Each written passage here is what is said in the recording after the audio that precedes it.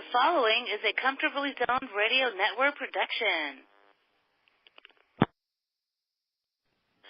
We are back talking baseball in the zone. I'm Ralph Tycho with the Comfortably Zoned Radio Network, and every week I get together with some of the most interesting mavens of baseball in the world and talk the sport. I'm going to introduce the participants today. George Case III is here. How are you, sir? Just fine, thank you. Hi, Al Pumpkin has been called away on assignment. Chad Rubin is here. Good morning, sir. Thank you for having me. Oh, hi, Chad. What a pleasure. And I'm blanking a little bit. Gene Hupmaker, the Yankee hater. Good morning, sir. Good morning, especially for Yankee fans. Who am I forgetting? Who's here? The Yankee lover is here. David Hubler. Gene right. Hupmaker's the Yankee hater, and David Hubler's the Yankee lover. Yes, let's go Giancarlo Stanton. Yay! Congratulations. Thank you. Congratulations. I had nothing to do with it. No, well, you know, in some small way, the vibes, they knew you wanted him. How about that? Maybe not. I don't know. And you have the Dodger lover here. It's Ron. Oh, welcome back. Hi, Ralph. Ron Rabinovich, who's been under the weather and is back with us this morning. I thought I heard Ronnie's voice. Ronnie, welcome back. George. Thank you. Yeah, welcome back. Good to be here. That's great. Thank you, guys. Good to be here. Yeah, we were worried, Ronnie, I have to tell you. Thank you. Yeah, it was quite a journey I had here, but I'm doing much better. Thank God. We're all day to day, but hour to hour, Ronnie? Come on. Huh? Yeah. We're all day to day. Yeah. But hour to hour? Come on. Hour to hour. Yeah. Get better for real now. All right. Thank God. I will. I'd like to have George Case introduce our guest today. Please. Yeah, well, thank you, Ralph. It's my pleasure. Ed Johnson and I have known each other for quite a while, and we both share a love of Washington and baseball history. And Ed and I have worked together. We just happen to be neighbors. Ed's an attorney and has done a lot of research over the years into the Washington Ball Club and the organization. And one of his really major projects was Cecil Travis. And we've had some conversations in the past about Cecil and his greatness as a player and the fact that he has not been, even considered for the Hall of Fame. But I did want to bring Ed Johnson on because Ed has some very interesting comments about Cecil, and I'm going to turn it over to him. And Ed, why don't you fill in everybody on some of your research and what your thinking is about Cecil? Sure. Thank you, George. Thanks for the nice introduction, and Ralph, thanks for having me on your program. Welcome. What a pleasure it is for all of us. Again, I appreciate that. I'm humbled to be among you. Just a little bit about myself to kind of lay the stage to give you an idea of how I got involved in Washington baseball history and in research and getting involved with the community of Washington ball fans around the country.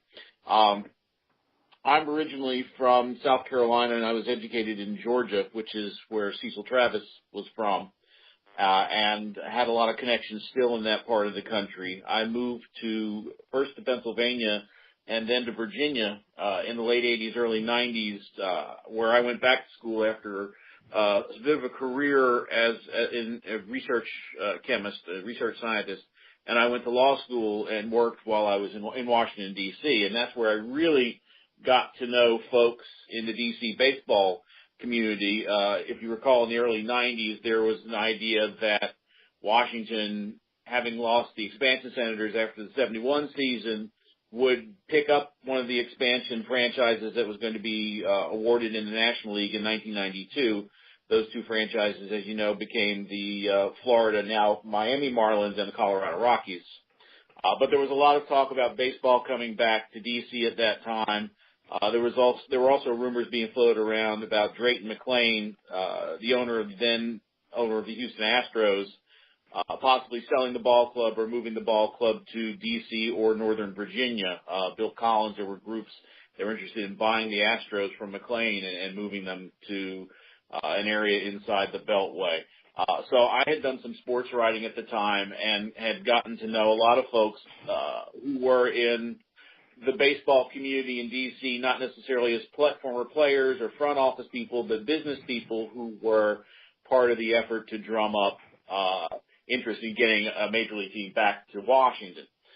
Later on in the 90s, as my law career started to take off, I still managed to keep a great interest in the baseball world in D.C. I did some work with Hank Thomas. I believe Hank's been a guest of yours in the past. Yeah, he has. Ed had helped Hank with his doing some editing in Hank's book about Walter Johnson, baseball's big train. Hank Thomas was the grandson of the great Walter Johnson, so that's how Ed really got involved, doing a lot of research, and did a wonderful job and really helped Hank, with his book. And as Ed mentioned, Hank was on our show a few months ago talking about Walter Johnson. And you are no relation, Ed, to Walter Johnson. I'm sorry to say I'm not. I was going to mention that, Ed. I didn't do it, but I'm glad you did. No, I'm not related to Walter or Hank or that branch of the Johnson family. I don't know that we share common ancestors as well, although I suppose if we went back far enough, everybody is related. But working with Hank and with the other editors on his biography of Walter in the early 90s, it was a labor of love. It became a labor of love for me. I mean, this is the day where online research was barely what it is now, and we went through a lot of microfilm and microfiche and letters and correspondence, to fact check and corroborate what Hank had put in the book. And I'm happy to say that, the book was, even if the book hadn't won the awards it had, it's a great read. Hank did a phenomenal job on it. And, being able to help him do that is something that I'm very proud to have been a part of. Oh, that's terrific. Ed, you grew up in a non-major league city, actually a non-major league state. Who was the first team you rooted for, may I ask? Well, for me, I think when I was really young, I'll be honest, I rooted for players more than teams. When I was younger, I liked the Senators being the closest major league team to where I grew up until the Braves moved from Milwaukee to Atlanta, and then it's about equidistant from where I grew up between Atlanta and Washington.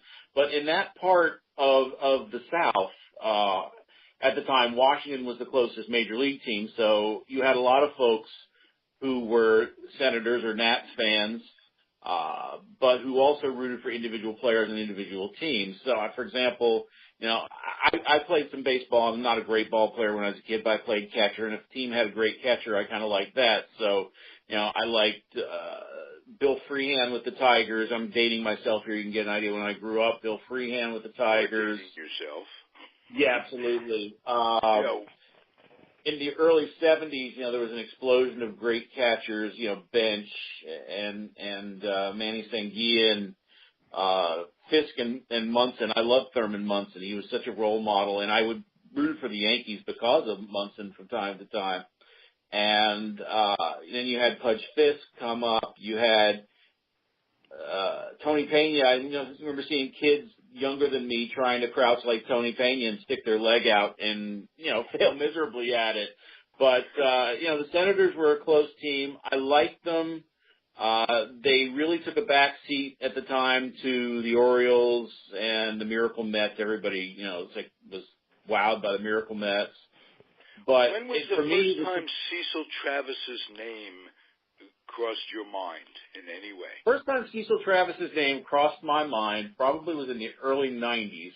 I mean, I knew of him when I met George, and talk about how I came to know George. George and I worked on a project for the Trenton City Museum in New Jersey, and the New Jersey State Museum. And I had moved back from D.C. I'd lived in Pennsylvania, Bucks County, Pennsylvania at the time, and I still do.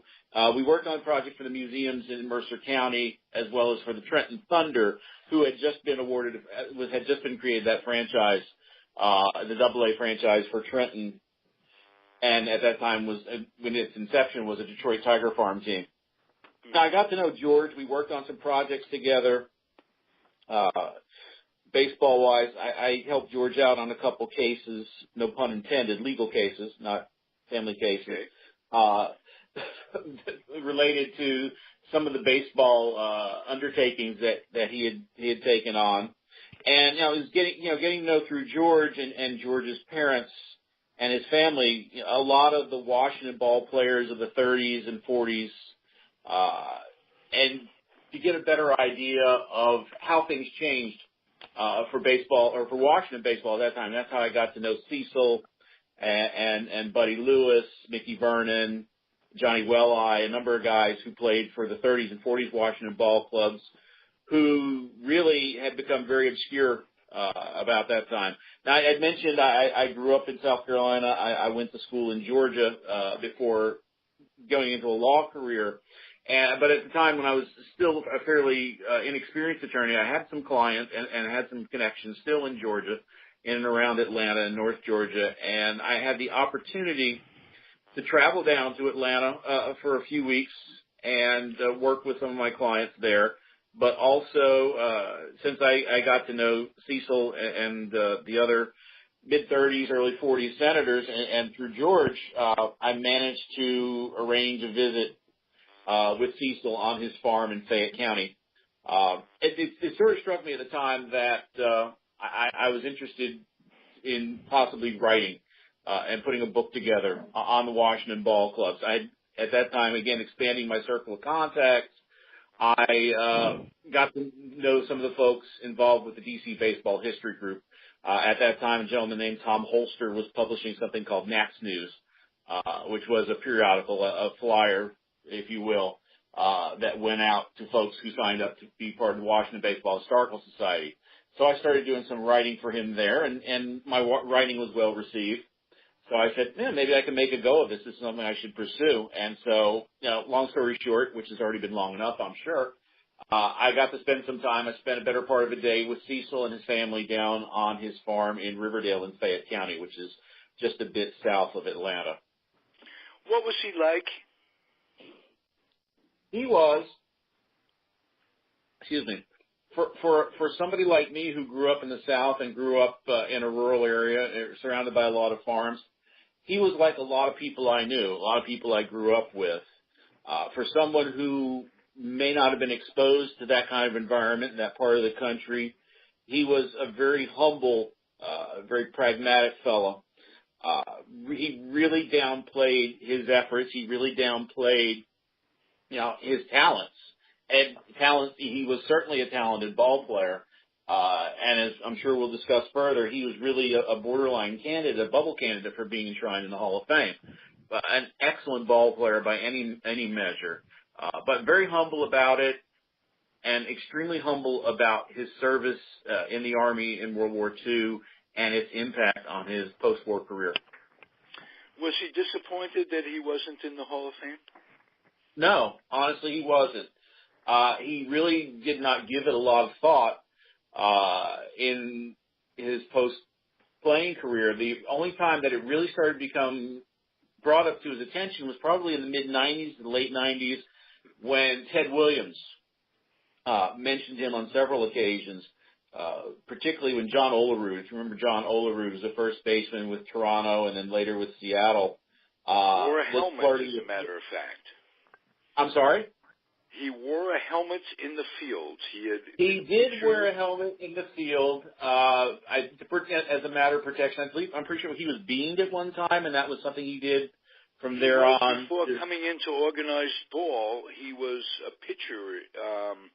I think he went to college in Washington, if I'm not mistaken. I believe you're right. And he was beamed, and he was able to play on, but he did wear a helmet. And there's a very, very funny story. Ricky Henderson, who played with, among others, John Olerud in his career, and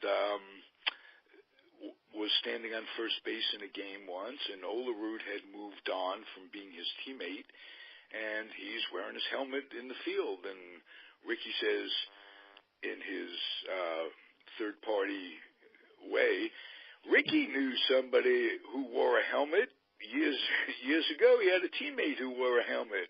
Did you know him? And John Olerud says, Ricky, that was me. And he was tremendous defensively. I think he played with the Mets for a little bit. That's right, he did. He played with them as well. So bringing back to Olerud and Ted Williams and bringing Cecil Travis back into the public eye. It was at the time that John Olerud was flirting with hitting 400, and of course, during the rest of Ted Williams' life, anytime a major league batter was flirting with hitting 400 or recording a 400 batting average on the season, they always reached out to Ted and they'd ask his comments about him. Was he going to be the next 400 hitter? Ted still then being the last 400 hitter and remains so. And with the time Olerud was flirting with 400, they asked Ted Williams about him, and he compared John Olerud to Cecil Travis in terms of not only his high average, but his style of hitting, a line drive hitter who could hit to all fields, not necessarily with a lot of power, but with a lot of pull and the ability to spray and a level swing. And so the combination of Ted Williams bringing Cecil Travis's name back in the public eye in the context of John Olerud's pursuit of 400, and really, and also in the mid-'90s, we had the 50th anniversary of the ending of the Second World War.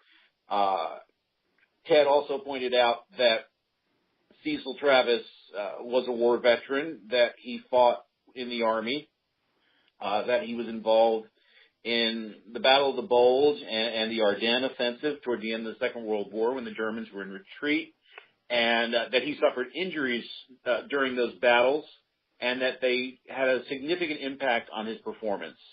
And then, as a result, the public started to hear more about Cecil. They wanted to learn more about Cecil, and he became a bit more in the public eye. I know there were a lot of other people besides myself who pursued him, who called him on the phone, who went to visit him for interviews.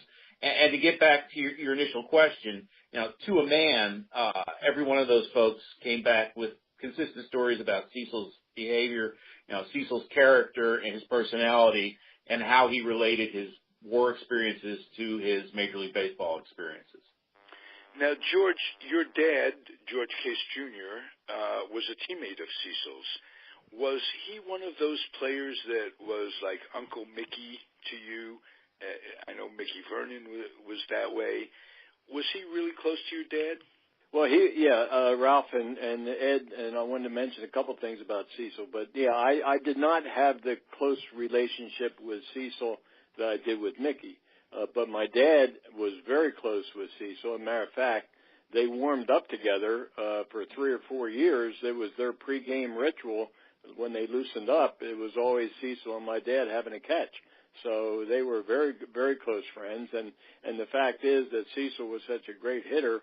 As Ed mentioned about Ted Williams being the last 400 hitter when he hit 406 in 41, the number 2 hitter that year was Cecil Travis, who hit 359. So that's right. He was a great hitter and overlooked by many. But I can honestly say that I always heard a lot of respect from my dad and mother, and Cecil and his wife often corresponded, at Christmas or telephone calls and that kind of thing. I certainly did not know. I knew Cecil because I was a little boy, but I did not have the same relationship with Cecil as I did with Mickey. But Ed Johnson has really done some tremendous research on Cecil, and I'm happy about it because I think that he has been certainly overlooked. Just a great player, very, very quiet, very modest. So along the same lines as Mickey and my dad, I mean, they would not talk about anybody. They really wouldn't talk about themselves. They were just that kind of personality. Right. You know, when I was researching the Nats and the Grays, I came across a number of comments about Cecil subsequent to this his is David playing Hubler, career. everybody. Yeah, right. And Cecil Travis came in quite often in comments, and the majority of the comments, if you put them into a nutshell, it was the best ball player not to have been elected to the Hall of Fame.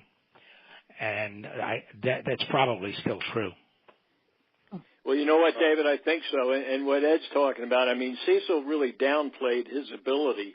I mean, he was a great player, but, you know, yeah. Cecil was not one to lobby for his candidacy for the Hall of Fame like you hear all that stuff going on with Pete Rose all the time talking about it. You know, Cecil never did. I mean, Cecil was on his farm, and Ed will attest to that, very quiet, very modest, and if somebody wanted to talk about his baseball career, he'd be happy to talk about it, but he certainly wasn't ever going to blow his own horn. It's just not his personality. Yeah.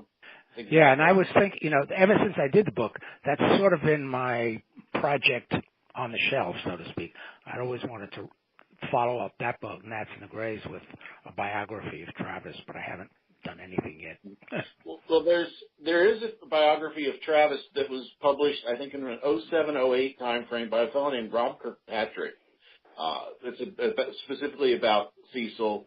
I don't know if he had some help, but he has a foreword that was written by Dave Kindred, and Dave Kindred had a good relation. Yeah, Dave Kindred had a good relationship with Cecil. I mean, Kindred was for a long time. He was at the Post, the Washington Post. That's right. And then in his later years, he left the Post and went to the Atlanta Journal-Constitution.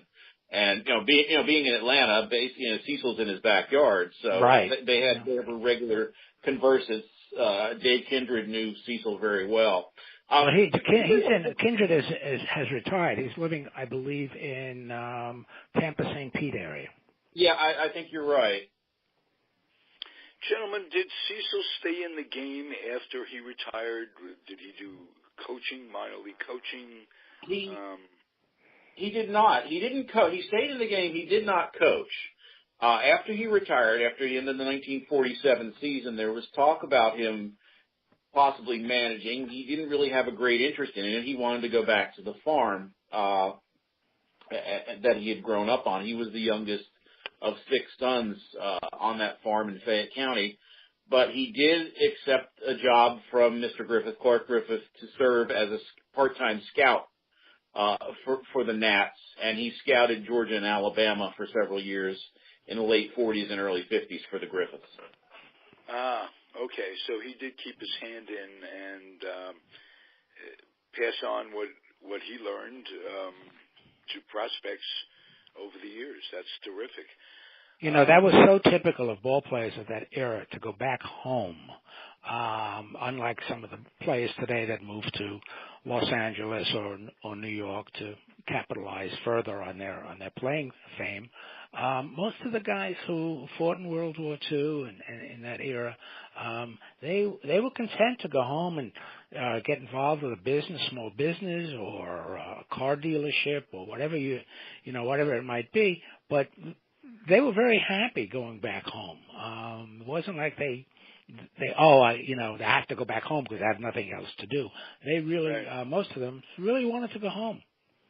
Yeah. You're absolutely right about that, David. Different stock of folks, guys. Yeah, well, you know what? It's a lot different than it was, as David mentioned today. But to give you an example, just in the frame of context, we're talking about Cecil and being in Georgia. Mickey Vernon lived in Media, Wallingford, Pennsylvania. That's where he grew up. My dad lived in Marshville, Pennsylvania, across the river from Trenton, New Jersey, where he grew up. I mean, David is absolutely right. That's after the players' playing careers were over. Many of them did. They went back home because that was their comfort zone. Yeah, that no pun intended here with the Comfortably Zoned Radio Network. Right.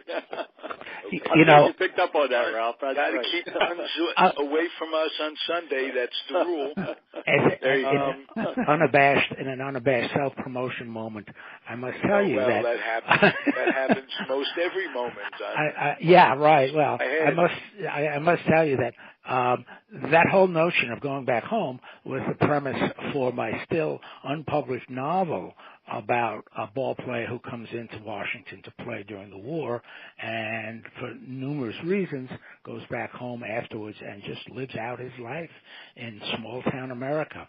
I'm still trying to get a publisher for it, but I haven't been able to so far. Okay, well, it sounds very, very, very interesting. Chad Rust, you're a Minnesota guy. The Senators Nats moved to Minnesota, and they're one of the teams that took their legacy with them. First tell me, how does Minnesota honor the players from Washington, and is there anything that stands out in your head about the way they honor Cecil Travis? I'll be quite honest. This was the first time I've ever heard of Cecil Travis. Well, then good, because you're learning something, and that. No, most of the Senators that they honor were the ones who became twins. Past that, I don't see them doing much for old Senator players or anything like that. Especially now that the Griffiths don't own the team. I mean, they haven't owned the team in almost 40 years. Well, I have. Time goes fast for all of us. Yeah, let me just mention this, Ralph, because I think the Twins are getting a little short shrift here. Again, because Washington moved to Minneapolis, I was looking for some photos and stuff of some of the old ball players, and I did contact the PR people at the Minnesota Twins, never expecting to get as much help as I did, simply because it was the year that Minnesota was hosting the All-Star game. So I figured, they're up to their eyebrows in work to do for the All-Star game. And lo and behold, they were incredibly good. They had photos of a good many of the old players who were in Washington but did not transfer to Minneapolis, but because the franchise did, they were they were the recipients of all of the Nats material. So they were very good at sending me photos and saying, "Yeah, just give us credit," that sort of thing, which we did. They are a repository of the old club, and they're very good about sharing it. Nice. Some franchises aren't. It is good to hear. The Dodgers in L.A., maybe Ronnie can tell us something about how they share the memories of the Brooklyn Dodgers. Yeah, they really do, Ralph. They honor the Dodgers all the time, the old timers, and some of the players that they're retired. They bring them out, like even Sandy Koufax, who played for Brooklyn and the Dodgers. And, of course, Don Newcomb and a couple of those players. They're still around. And they do honor them a lot. They don't want to forget them. And throughout the stadium, you can see a lot of pictures of ex-Dodgers, or Duke Snider, or Pee Wee Reese, or Jackie Robinson throughout the stadium. So they are part of it. It's when they moved to L.A., they didn't break the connection. They continued it. Which I think Ronnie, I want to mention that because I think that's a very good point. I think part of the problem with Washington, like Cecil Travis, is the fact that the name has changed. In other words, and Gene is on there talking about, the Yankees. I mean, the Yankees have been the Yankees. And the Dodgers went from Brooklyn to L.A., but they were still the Dodgers. And the Giants went from New York to San Francisco. They were still the Giants. On the other hand, the Senators, they moved to Minnesota, became the Twins. The new club comes in called the Senators, totally different club, totally different franchise. And now you have Washington baseball with the Nationals that have absolutely no relationship to the old Washington Senators other than the fact that they played in Washington. Right. So you didn't have that. You didn't have that continuation. You had that continuation, right? Yeah. Right. So I think that, in my personal opinion, that's part of the problem. I know that Washington, I've been in contact a few times with people in Washington, and it's like, getting somebody that have no idea what you're even talking about. Right. That's true, George. Sorry to jump in, but it's even true, you say, with the expansion Senators, who were only there really for a little more than a decade, barely a decade. Right. And their records and their files went to Arlington, Texas when that franchise left and became the Rangers. Right, exactly. Yeah. And the current Washington Nationals are really their ancestry is the Montreal Expos. Right. Yes. Exactly. Very confusing. Yeah. I don't think the Baltimore Orioles. I will still never ever be able to understand how Griffith worked it. So in 1962 or 61, when the American League expanded, they went to Minnesota, and Washington got the expansion team, and Griffith must have been one cool negotiator to have pulled that off. Oh, yeah. I'm sure he was. I'm sure he was. A lot of credit. Gene Hutmaker, I know you liked Cecil Travis. Why do I know that? He was a non-Yankee. And Cecil what a fantastic year he had in 1941. The teams he played for and his geographical upbringing. Right, exactly. Any memories off the top of your head, Gene? And if not, perhaps you can talk about someone who you guys mentioned earlier, Ted Williams, and his fanaticism about hitting, and how he has his own little Hall of Fame, a hitter's Hall of Fame going. So, Gene, take it away. Well, Travis had some fantastic 1941 season. In fact, he was number 6 for the MVP, and everybody thinks it's DiMaggio and Williams in 1941. And he was the second leader and led the league in hits. And he was literally at the top of his career, and then he came back at 31, and he really didn't have it anymore because of the frostbite he got from the Battle of the Bulge. And when you're talking about teams moving, I don't think that the Baltimore Orioles have a statue of George Sisler from the St. Louis Browns who moved to Baltimore. Right. Because they didn't become the Baltimore Browns. And look, Baltimore was the Highlanders, if I'm not mistaken. They were the original franchise of what became the Yankees. That's right. 1903. Right. Yep. Absolutely true. And they changed, of course, to the Highlanders. I love the comparison, though, because the Cleveland Browns moved to Baltimore to become the Ravens, and the St. Louis Browns moved to Baltimore to become the Orioles. So any team that moves to Baltimore from wherever they are automatically changes their name. I guess it's maybe, I don't know, I don't want to disparage the city of Cleveland, but maybe that has part to do with it. Well, yeah, now you have the Cleveland Browns football team, which took the name Browns, but they're not any related in any way to the Cleveland Browns from the earlier days with Otto Graham. I mean, that was not the Cleveland Browns at the time. Today's Cleveland Browns are a totally different franchise. And they took their name from the owner. They didn't take their name just right. from anything. They took it from from Art Brown. Right. Art Brown. Right. Mm-hmm. Yep. Well, it's amazing how rivalries get started. Why is it, you guys, and this is just kind of an open-ended question, what with Cecil's terrific accomplishments in 41, his long career, why is it that he does get so little mention for the Hall? Is it, I don't know. Longevity. Okay. Had he come back healthy from the war, was he young enough to have made an impact on post-war baseball history? Can I jump in here a minute? I would like to say yes, if he was healthy. When you see what happened with some of the players who did come back from World War II, Bob Feller, matter of fact, a prime example. The first year he's back, I think midway in the 45 season, he wins like 5 or 6 games. In 46, the year after, he's the 26th game winner. And the fact is that you had so many great players. Hank Greenberg, he comes back after World War II and wins the American League pennant for the Detroit Tigers on the last day of the season, hitting a grand slam home run. So right. I think if Cecil had his physical health, he would have still been in the prime and still had some very good years. But the fact is that he came back with his frozen feet, always said he could never regain his timing.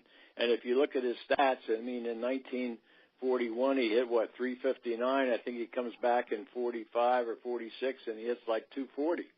So, I mean, it had a huge impact on his career by missing those prime years and then having the physical problems that he had.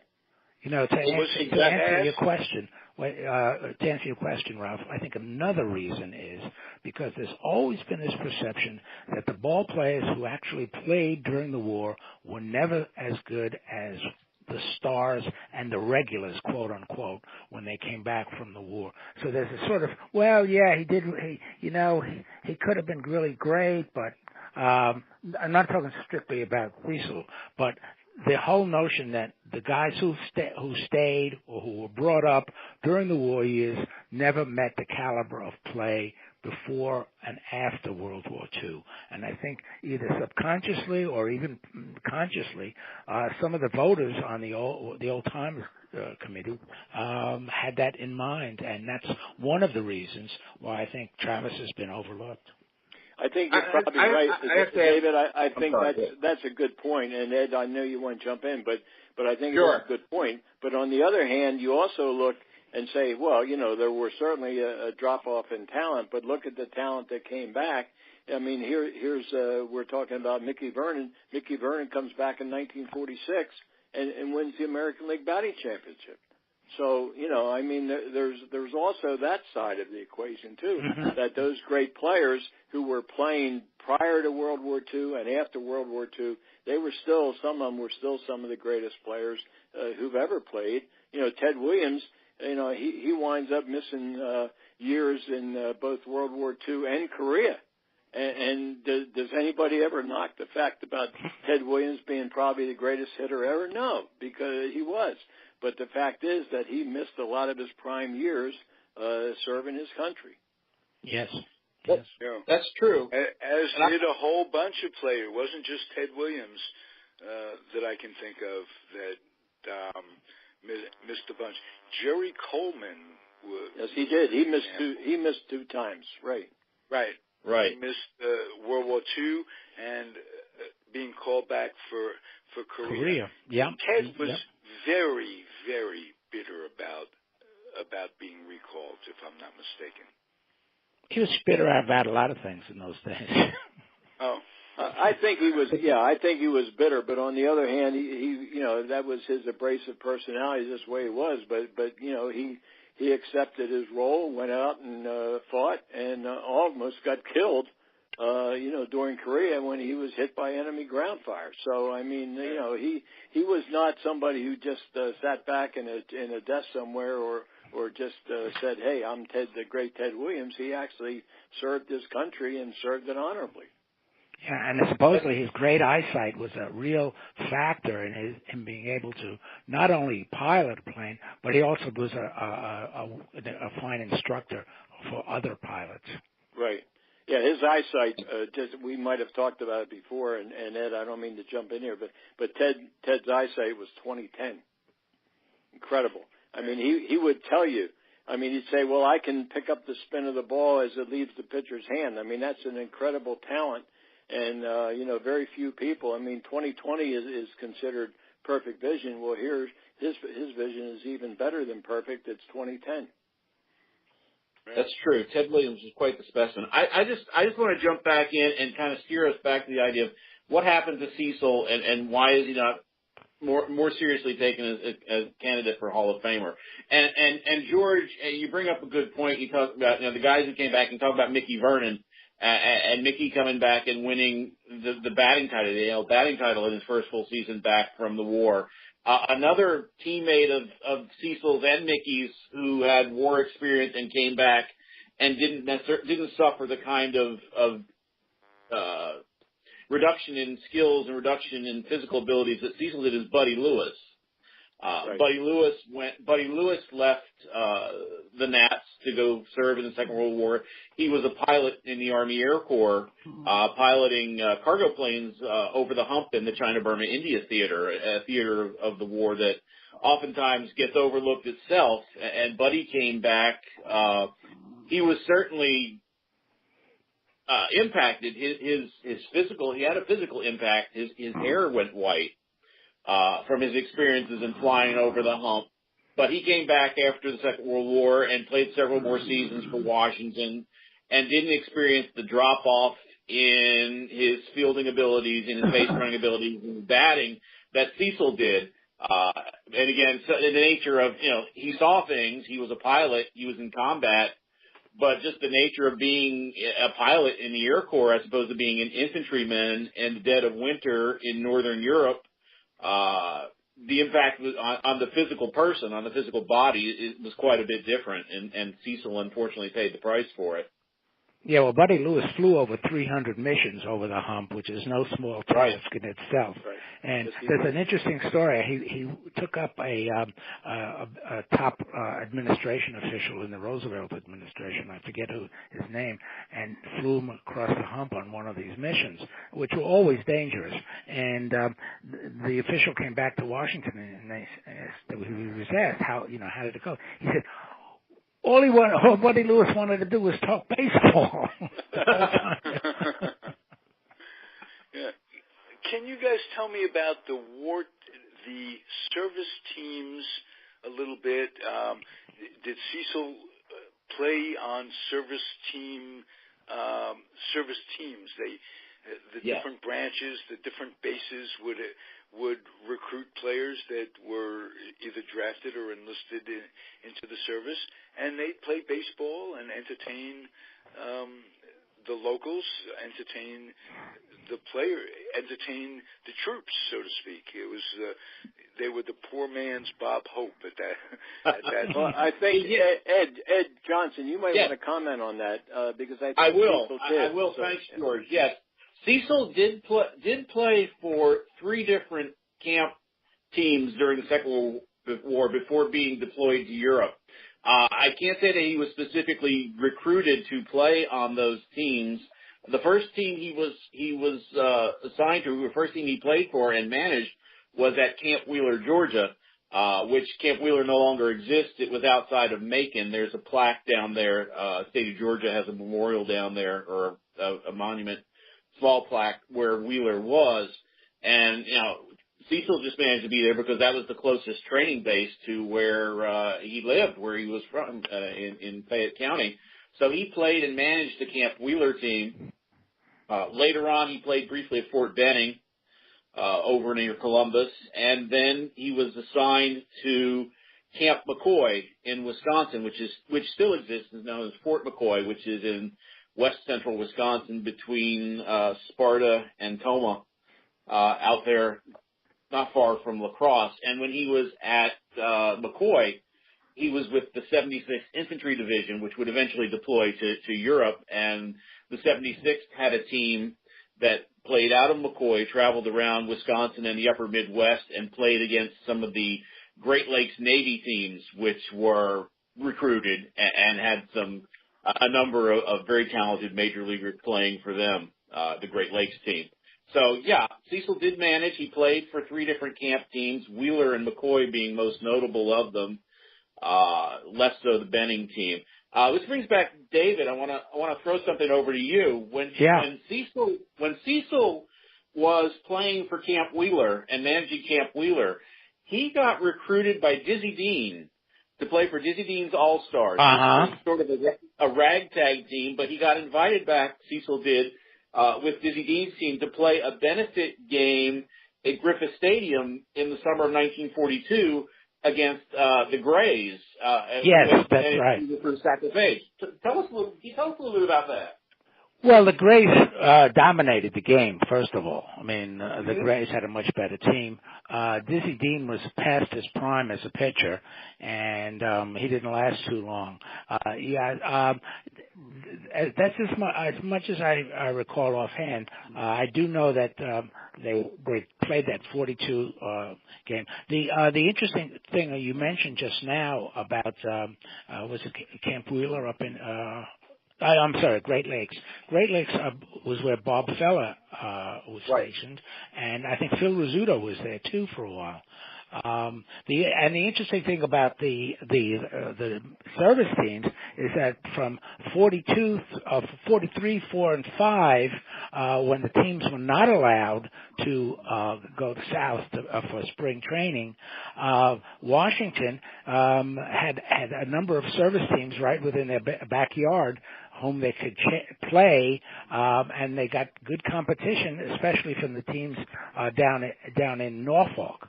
Norfolk happened to have two teams, both of which were very, very stocked with major league talent ball players. So Washington was able to have decent spring training there, and I imagine some of the other teams, I would think maybe the Chicago teams or even Cleveland would have been able to play against the Great Lakes teams. But for Washington, it was really quite a boon for their spring training, playing at the University of Maryland and then just being able to travel around to the local service teams. Wonderful. Did you guys, any of you guys, know Cecil Travis's children? And we'll start with George, because George, you have kept in touch with Mickey Vernon's children over the years. Yeah, I didn't, Ralph. I did not know Cecil's. I think Cecil had a son. Matter of fact, I have in my dad's memorabilia a birth announcement from Cecil and his wife about the birth of their son. And that's the extent of it. I never met the young man. Maybe Ed did when he went to Cecil's farm in Georgia. I don't know. Yes, Ed, you might want to. I did. Cecil had three boys. He had the younger Cecil, Cecil Jr., I believe, predeceased him. The middle son, whose name I'm drawing a blank right now, I should know. But Cecil's youngest son's name was Ricky, and Ricky may still be living. I'm not sure, but I met Ricky. He was still living with Cecil and Helen on the farm in Georgia when I visited them in the mid-'90s. Well, let me give you a little Cecil Travis story. I was stationed at Travis Air Force Base in California when I first enlisted in 1965, 66, I was out here, and I'm in the barracks one night, and somebody calls for asking for Cecil, a guy named Cecil, who I didn't know in the barracks. Turns out that this woman he wasn't in, I couldn't find him. I befriended this woman. She became a platonic friend, and she was the reason that I stayed in California. I got to know people out here as the result of calling, answering the phone for Cecil at Travis Air Force Base. So I know how little things can change the way the course of people's how lives run. Day-to-day things make an absolute difference. If there was no Cecil, I doubt very seriously if my life would have turned out the way it did, because this woman led me to post-Air Force employment for myself, introduced me all over, and it just changed the course of my life.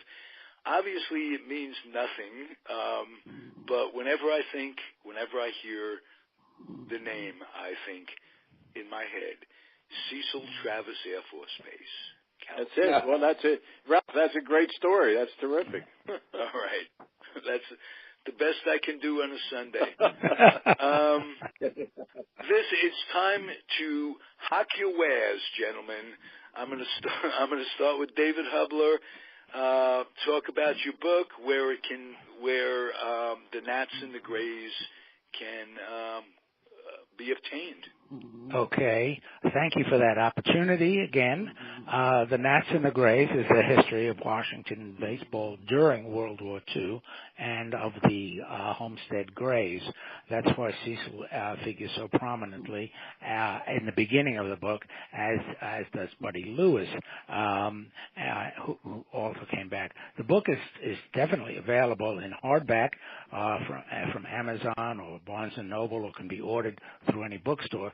Same thing goes with the softcover paperback edition, which came out this past spring with a banner commemorating the 70th anniversary of Jackie Robinson's first appearance in Brooklyn as a major leaguer and breaking the color barrier. So both editions are available. Again, the best place is Amazon or BarnesandNoble.com. Beautiful. Before we get to George to talk about his terrific CD, I want to ask Gene Hutmaker to tell us about your book, an anti-Yankee book, so it should fit in with this theme. And first of all, how did it come about that you wrote the book real quickly, and where can people obtain it? Well, in 2003, I went to Barnes & Noble coming back complaining to my Yankee-loving sons about the Yankee books that are all there, and they told me I should write my own. And I told one of my sons, who is a dean of a college, I said, I will if you help me. And I'm at the age that they humor me, and he said, okay. And I told him he's on, and then I started writing Banned in the Bronx, the Yankee Hater Memoirs, 1953 to 2005. And it is available at Amazon.com with 5-star reviews. Beautiful. Now, we'll go to before George, I want to talk about Ronnie Rabinovitz. And Ronnie, tell us about your connect with Jackie Robinson, how you pass it on through your lectures in the Minnesota area at the ballpark. Ronnie. All right. Is anybody here, or did I lose just Ronnie? No, we're here. We're here. I'm here. I'm here. All right. Ronnie, are you listening? We lost you for a bit. Gene, tell us about your CD, your project, and how folks can get it. Please give your email or your website address. Okay, well, basically it's on Amazon. It's not on CD. And my email address is GeneHut, GeneHut, @hotmail.com. For once in my life, I'm finally a hot male. Okay. Mazel tov. It took some doing. That's terrific. George, your CD, what's that about, and how can it be obtained by our listeners? Okay, well, thank you. First of all, before I even talk about it, I just wanted to mention that it's a DVD. It's color footage that was taken during World War II, prior to World War II, and after, between those years. My dad took his color footage from 39 to 45, and Mickey Vernon's color footage is from 46 through 62 when he was managing the Expansion Senators. Now, the early footage is all in color, and we talk about Cecil Travis. There's a whole segment of my dad talking about Cecil, showing Cecil taking batting practice at Tinker Field in Orlando. My dad talking about his greatness as a hitter. You can see the beauty of his stroke. I mean, Cecil was just a great player. And, the fact that my dad took that color footage behind the pitcher's mound during spring training so you can actually focus and see a pitcher throwing, who was Ken Chase, throwing to Cecil Travis, and how Cecil was spreading the hits around. He was hitting the left field. He was pulling to right field. He was bunting. I mean, he was a complete hitter, and my dad talked about his greatness. So it's a DVD. It's called Ball Field to Battlefield and Back, from FDR to JFK. It's available through my website, which is www.timelessbaseball.com. And I'm very happy about it. I've had so many compliments. Ed Johnson has talked about it prior to today and has seen it. And we have a tremendous following of people who really want to take a look at World War II baseball in color. that they might have only seen black and white newsreel footage. And so, this is taken by my dad with his 8mm camera as well as Mickey Vernon. So these are footage and color film and narration by two former players. So you're looking at a behind-the-scenes look at Major League Baseball. You're not looking at game footage or you're not looking at newsreel footage. You're looking at Major League Baseball through the eyes of two former Major League players, and I'm really happy about the content and the way it's turned out. Is there anything, George, that is in there that you would have preferred not, and is there anything that isn't in there that you wish you had put in? Well, what we tried to do, Ralph, was we spent Jim Van Koski, who's been on the show with us before. Jim and I spent a lot of time editing. We did take out some superfluous things, but we pretty much kept the content the way it had been originally. We added a few maybe sound effects with a ball hitting a bat and crowd noise and that kind of thing. But basically, it was the footage that my dad and Mickey took, and I'm happy with it. I mean, there are things that we kept in there. My dad's race against Jesse Owens in '46 is in there. Oh, wow. Ed Williams taking batting practice at Fenway Park in 1940-41. Joe DiMaggio taking batting practice at Griffith Stadium. I mean, this is stuff that ball players see, and they might have only talked about, but my dad and Mickey, they had the foresight to actually film it. So this was way long before video cameras, videotapes, all this other kind of stuff that goes on today. This was actually handheld movie camera footage of Major League Baseball playing during that era. And I think the content is really good, and I think the quality is very good. For the fact is that we put it into a DVD to try to preserve the 8mm film. I still have the film, but it would deteriorate if you didn't do something with it. So, the fact is that we kept it.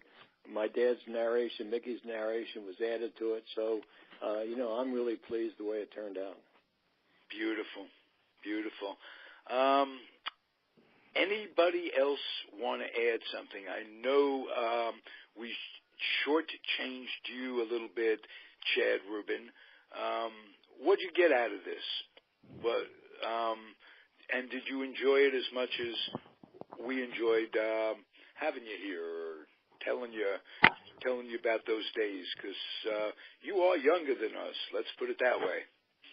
Well, it's interesting to hear about players you don't really hear about that are great ball players, but you don't hear about. So it was interesting to me. Good. I'm glad. So I'd love to even hear more about other players, not just, it was an interesting hour. Ed, thank you for being here. Would you plug anything that you have going in your life? This is podcast radio is selfless self-promotion, as these guys know. Well, Ralph, yes. Thanks again for having me. Thanks. It's been a pleasure. It's been a pleasure to be part of this discussion.